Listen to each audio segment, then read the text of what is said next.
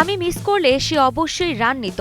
সালমান আলী আঘাকে উদ্দেশ্য করে এমনটাই মন্তব্য করেছেন মেহেদী হাসান মিরাজ।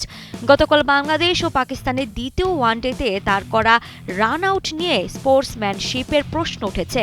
সালমান আঘা সহ পাকিস্তানের কয়েকজন ক্রিকেটার এ নিয়ে অসন্তোষ প্রকাশ করেন। এই বিষয়ে মিরাজ বলেন, ব্যাটারকে ক্রিজের বাইরে দেখার পর এটি ছিল তার সহজাত প্রতিক্রিয়া।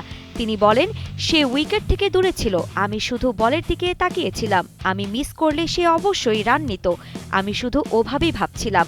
আরও বলেন, গত ম্যাচে বোলাররা দারুণ বল করেছে। ফলের নির্যাস ও দুধের সমন্বয়ে পোলার টর্নেডো গ্রিন অ্যাপল আইসক্রিম। মন ভালো থাক।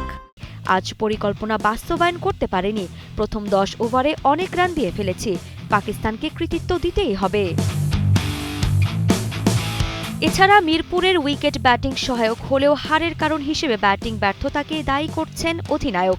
তার মতে, কিছু ভুলের কারণে টপ অর্ডার রান করতে পারেনি। বোলাররা ভালো করলেও জিততে হলে ব্যাটিং ইউনিটকে দায়িত্ব নিয়ে বেশি রান করতে হবে। এদিকে দ্বিতীয় ওয়ানডে ম্যাচের সব বিতর্ক এবং আলোচনা সত্ত্বেও মিরাজ স্পষ্ট করে বলেছেন যে রান আউটের মুহূর্তটাই ছিল খেলার স্বাভাবিক পরিস্থিতিকে নেওয়া একটি প্রতিক্রিয়ামূলক সিদ্ধান্ত। যদিও এটি অনেক স্পোর্টসম্যানশিপের দৃষ্টিকোণ থেকে প্রশ্ন তুলেছেন, তিনি মনে করেন ঘটনার সময় সঠিকভাবে সিদ্ধান্ত নেওয়া হয়েছে। আরিফা জাহান, কালের কণ্ঠ স্পোর্টস।